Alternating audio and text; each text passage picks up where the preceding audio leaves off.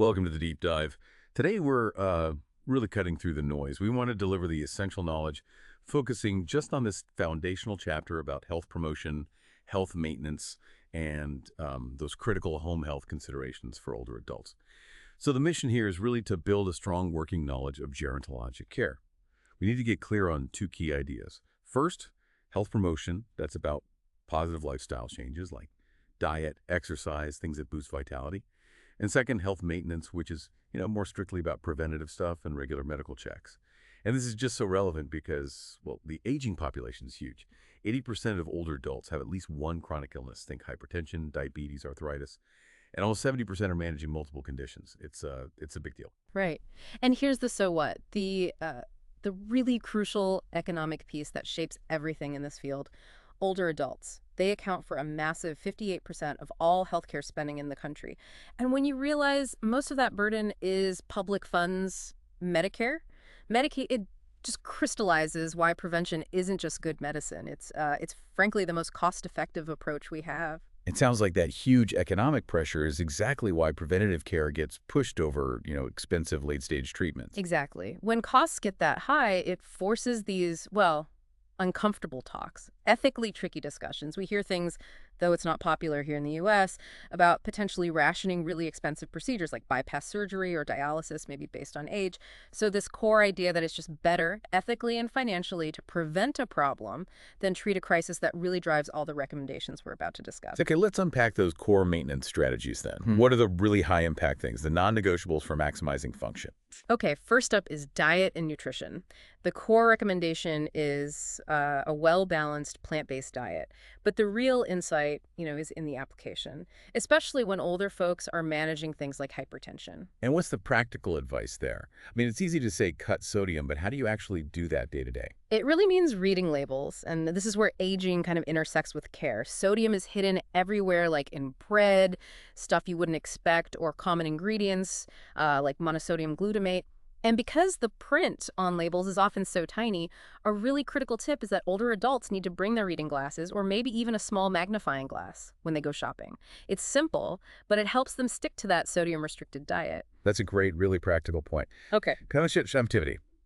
The guidelines mention 30 minutes of continuous movement daily. It sounds like the material emphasizes this doesn't have to be like a hardcore gym workout. Absolutely not. We're talking functional fitness here. Walking, swimming, even, active gardening or housekeeping, it all counts. Keeps joints moving, maintains muscle mass. But while we push good activity, we also have to talk about the destructive habits, smoking and excessive alcohol. It's just crucial to let patients know it is never too late to quit smoking. The body starts repairing itself right away.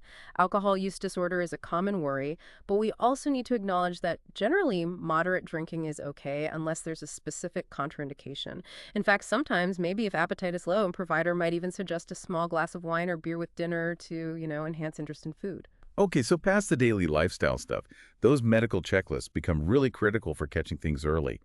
What stands out there, like specific screenings with age cutoffs? Yeah, the specifics really matter here. Take bone density screening. It's recommended starting at age 70 for men, but 5 years earlier, 65, for women. Different risk profiles, you see. For colorectal screening, patients have choices, which is good for adherence. They can do stool-based tests annually or every 3 years, depending on the type, or they can opt for a visual exam, usually a colonoscopy every 10 years. That flexibility sounds smart, helps respect patient preference. Mm. Okay, immunizations. We know the immune system slows down. So what are the key vaccines beyond the yearly flu shot? Right. Timely vaccination is critical. Beyond flu, and whenever COVID boosters are current, we really need to focus on the Tdap booster. That should be every 10 years. Because tetanus, it's severe, and surprisingly, about half of all U.S. cases are in older adults. We also look at pneumonia vaccines. There are a couple of types depending on history and the shingles or zoster vaccine. Yeah. The newer 2-dose shingles shot is much more effective for healthy adults over 50, but cost and insurance coverage can be real barriers. That's something the nurse often has to help navigate. Okay, and finally, let's touch on the maybe less glamorous, but just as vital things, oral health and mental wellness. Yeah, oral health isn't just about teeth. Annual dental exams, visual checks of the whole mouth, even for people with dentures are needed. Because the average age for oral cancer diagnosis is actually 60. For folks with natural teeth, simple things work. Soft bristle brush, fluoride toothpaste. And we also need to teach adaptation. If someone has arthritis, they can wrap tape or a rubber band around the brush handle to make it easier to hold.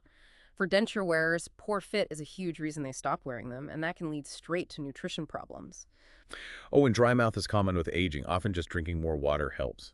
And connecting back to that mind-body link, how does the material talk about social and mental wellness as like a preventative tool? It's really about purpose. Getting out often, keeping up contacts, sure. Yeah. But volunteering specifically is highly recommended. It fosters that crucial sense of value, self-worth, and that directly supports a more positive outlook and, frankly, better sticking to health practices. Okay, so we've laid out the ideal practices, but the reality is smart, informed people often struggle. We should probably transition now to maybe the most interesting part. Why do good intentions sometimes fail? What are the real human and systemic barriers? Well, probably biggest psychological barrier is how people perceive aging itself. Lifetime habits are hard to change, sure. But if an older adult genuinely believes that decline, pain, weakness, fatigue is just a normal, expected part of getting old, they often put off seeking care. Their thinking is kind of, why bother? It's just old age. That fatalistic view really undermines maintenance efforts. On the flip side, folks who stay highly functional often reject that idea that old age automatically means disease. And culture can play into that too, right? Either reinforcing good habits or maybe sabotaging adherence. Yeah. Exactly. Religious beliefs can be very protective, maybe promoting avoiding tobacco or alcohol, but belief systems can also increase risk. Like if someone views illness as, say, a punishment, they might take a fatalistic approach, thinking intervention is pointless. Similarly, a strong cultural reliance on home remedies can be risky if it means delaying necessary conventional care, or if those remedies interact badly with prescriptions. And then just on a physical level, the normal changes of aging, even before major disease, seem to kind of stack the deck against safety. Oh, absolutely. Normal sensory changes. They increase risk hugely. Poorer vision means more falls, changes in smell and taste. Someone might not realize food is spoiled. Decreased sensation, especially, say, in the feet or hands. They might not feel how hot bath water is until they're already burned. And when that decline gets worse, moving into severe cognitive or perceptual problems, the issue isn't just poor adherence anymore, it's outright safety risk. Right.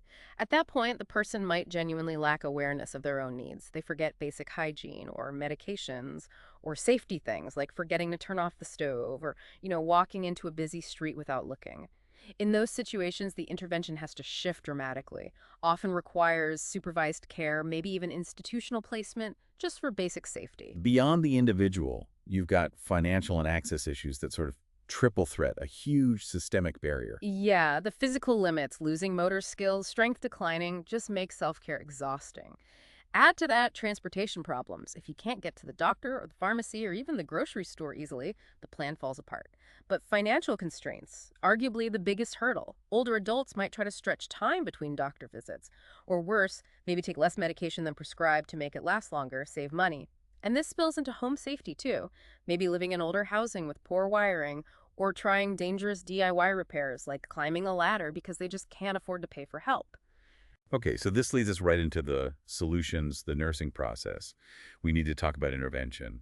And specifically, moving away from that kind of judgmental term, non-compliance, to the more neutral, clinical idea of non-adherence. Right. Defining non-adherence is key. It basically means the patient isn't following the recommended practice, even though they've had adequate teaching, and the resources are supposedly available.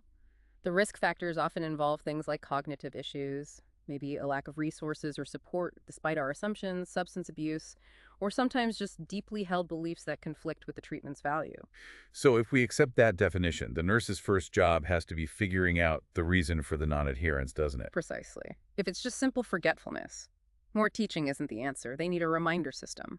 If the root cause is, say, low self-esteem, maybe the patient feels unworthy of the effort or care. They need psychological support first. They need to feel valued before they can really engage with the plan. So what are some of the best practical sort of structural strategies for helping people stick to the plan at home? Well, we try to structure the environment using memory aids. Nurses teach patients or caregivers to use checklists maybe on the fridge for meals, or to tag taking meds to things they already do every day, like taking pills right after brushing their teeth. Using those divided weekly pill containers, especially if filled by someone reliable, is also really effective. Second, you absolutely have to enlist support systems. Get family or friends involved, maybe for reminder calls or helping with transport to appointments. And here's the real challenge, the ethical tightrope in geriatric nursing. While we work hard to promote adherence, maybe by showing the immediate benefits, like showing a diabetic patient their lower blood sugar reading right after they follow the diet, the nurse must also acknowledge the patient's right. A mentally capable older person has the absolute right not to adhere to the plan. So the nurse has to include the patient in all the planning and ultimately respect that self-determination, even if we disagree with the choice. Wow, that line between promoting health and respecting autonomy, that's a really profound ethical challenge. Okay, shifting gears just slightly to the bigger picture. Home health services. They seem absolutely central to keeping people independent. Oh, they're critical. And the money shows it. Medicare and Medicaid spent over $113 billion on home health back in 2019, and that doesn't even count the huge amount of unpaid care. When we talk about caregivers, we really have to separate paid and unpaid roles. Can you describe those roles and maybe the biggest risk associated with each? Sure, the unpaid caregivers are usually family, friends, often women, maybe mid-40s is typical. We classify them as primary, handling the day-to-day stuff, or secondary, providing intermittent help like shopping. The huge risk here is burnout. These unpaid caregivers desperately need non-judgmental teaching, practical help, and psychological support from the nursing team. Their exhaustion, their anxiety, it directly impacts the patient. Then you have paid caregivers. This ranges from unskilled help, maybe housekeeping, transport, all the way to skilled nursing care like wound management or hospice services. So, for our listeners who might be looking into paid care for someone, what are the absolute essential cautions they should take? Caution is really paramount here because quality varies so much. You must check references, always, and make sure the agency is certified by Medicare or accredited by a recognized body. Ask tough questions. Box 4.4 in the text lists some great ones, like how long have they been in business, what are all the costs, and critically, how do they screen and supervise their caregivers? That includes background checks, criminal history, and checks for communicable diseases. You have to ask. So, to sort of recap our deep dive here, the main goal in gerontologic nursing is really about maximizing function. It hinges on early detection and timely intervention. And the nurse's role has to be holistic. You can't just look at the physical symptoms, you have to consider the patient's whole context, their beliefs, their financial situation, their motivation, everything. What really resonates from all this is that constant balancing act. You've got the economic pressure, pushing prevention, the psychological factors around aging, and then ultimately that ethical imperative to respect autonomy, even when it bumps up against the best medical advice. It really highlights the core tension of this field, doesn't it? Intervention and health promotion are vital, absolutely. But we can never forget that self-determination, that autonomy, remains the fundamental right of the mentally capable older adult. That complex balance between promoting health and respecting choice, well, that's the ongoing challenge and privilege of geriatric nursing. That's a truly profound thought to end on. We really hope this exploration helps you translate these important principles into meaningful understanding. Thanks for diving deep with us today.